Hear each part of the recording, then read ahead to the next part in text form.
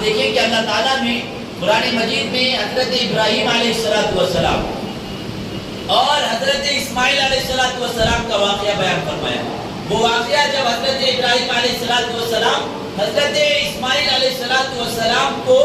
لٹا دیے ہیں ذبح کرنے کے لیے، اور حضرت اسماعیل علیہ السلام کے گردن پر چھری چلا رہے ہیں، اس واقعے کو جو اللہ نے بیان کیا ہے قرآن مجید میں، اور وہاں پر جو لفظ استعمال کیا ہے اللہ تبارک و تعالیٰ نے فرمایا فَلَمَّا أَسْلَمَا وَتَلَّهُ لِلْجَبِينِ، کہ جب حضرت ابراہیم بھی حضرت اسماعیل بھی جب دونوں کے دونوں اللہ کے حکم کے تابع ہو گئے، تو یہاں پر جو لفظ استعمال کیا اللہ نے وہ اسلام کا لفظ استعمال کیا۔ فَلَمَّا أَسْلَمَا، جب دونوں کے دونوں اسلام لے آئے، جب دونوں کے دونوں اللہ کے حکم کے تابع ہو گئے، پتہ یہ چلا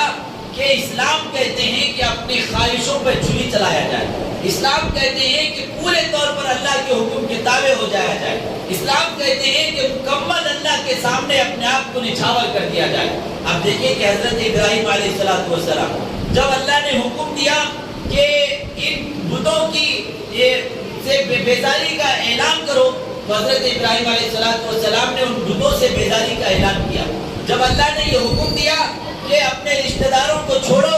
تو حضرت ابراہیم علیہ السلام نے رشتہ داروں کو چھوڑ دیا۔ جب اللہ نے حکم دیا کہ اب اسلام کی خاطر تمہیں اپنے وطن کو چھوڑنا پڑے گا، گھر بار کو چھوڑنا پڑے گا، تو حضرت ابراہیم علیہ السلام وطن چھوڑنے کے لیے راضی ہو گئے، گھر بار چھوڑنے کے لیے راضی ہو گئے۔ جب اللہ نے حکم دیا کہ اللہ کی خاطر تم آگ میں جاؤ، تو حضرت ابراہیم علیہ السلام آگ میں کودنے کے لیے تیار ہو گئے، لیکن اپنے ایمان کا سودا نہیں کیا۔ جب اللہ نے حکم دیا کہ اپنے بیوی بچوں کو جنگل میں لے جا کر چھوڑ دو، تو حضرت ابراہیم علیہ السلام اپنے بیوی بچوں کو جنگل میں لے جا کے چھوڑ دیتے ہیں۔ جب اللہ نے حکم دیا کہ اپنے بیٹے کو، جو شہیدہ بیٹا ہے اور جو اس قابل ہے کہ اب باپ کا حق بتا سکے، فَلَمَّا بَلَغَ مَعَهُ السَّعْيَ، کہ جب وہ چلنے کے قابل ہو گئے، تو اللہ نے حکم دیا کہ جاؤ اب اس بیٹے کو ذبح کرو۔ تو فوراً حضرت ابراہیم علیہ السلام بلا چمو چرا اللہ سے سوال نہیں کیا کہ اللہ یہ کیا آپ حکم دے رہے ہیں، اس کے اندر مصلحت کیا ہے،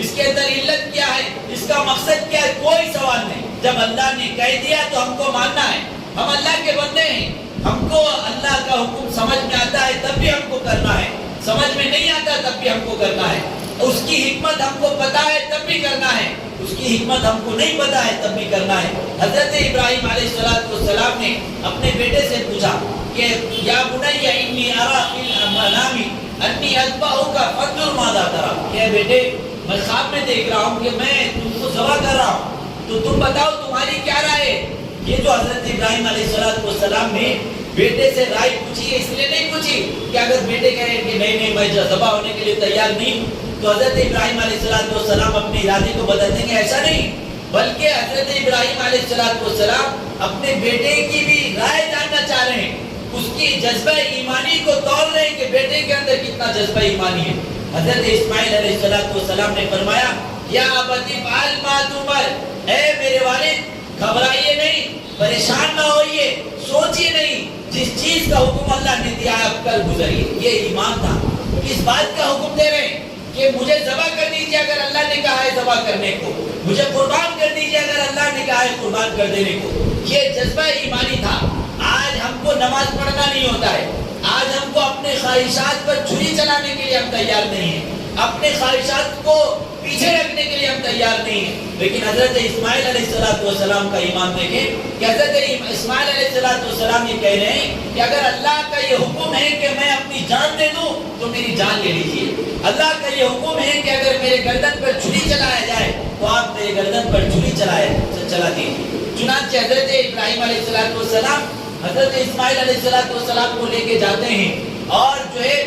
الٹا لٹا دیتے ہیں، الٹا اس لیے لٹاتے ہیں تاکہ جو ہے منہ جو ہے سامنے نہ آئے، تاکہ جب بیٹے کے چہرے کو دیکھے تو کہیں ایسا نہ ہو کہ رحم آ جائے اور اللہ کے حکم میں جو ہے دیری ہو جائے۔ چنانچہ الٹا لٹانے کے بعد جب چھری چلا رہے ہیں اور بیٹے کو ذبح کر رہے ہیں، تب اللہ تعالیٰ نے یہ لفظ استعمال کیا کہ فلما اسلما، جب دونوں کے دونوں اللہ کے حکم کے تابع ہو گئے۔ اس کا مطلب یہ ہوا کہ مکمل اسلام اس وقت ہوگا جب آپ اپنی خواہشوں کو قربان کر دیں گے، جب آپ کا یہ جذبہ ہو کہ اللہ کے حکم کے سامنے آپ اپنی جان بھی دے سکیں گے، جب آپ کا یہ جذبہ ہو کہ اللہ کی خاطر آپ اپنے گھر بار کو بھی چھوڑ سکتے ہیں، اپنے رشتہ دار کو چھوڑ سکتے ہیں، اپنے وطن عزیز کو چھوڑ سکتے ہیں، لیکن اللہ کے حکم کو نہیں چھوڑ سکتے، جب یہ جذبہ ہمارا پیدا ہو جائے گا اور جب یہ شوق ہمارے اندر آ جائے گا، اس وقت مکمل اسلام ہمارے اندر آئے گا اور اس وقت ہم کامل مومن کہلانے کے لائق ہوں گے اور کامل مسلمان کہلانے کے لائق ہوں گے۔ ورنہ جو اعمال آج ہمارے ہیں، جو کردار آج ہمارے ہیں، جو اخلاق آج ہمارے ہیں، یہ وہ اعمال ہے، وہ کردار ہے کہ اس اعمال کے ساتھ، اس کردار کے ساتھ اور اس اخلاق کے ساتھ ہم اپنے آپ کو مسلمان، کامل مسلمان نہیں کہہ سکتے، کامل ایمان والا نہیں کہہ سکتے۔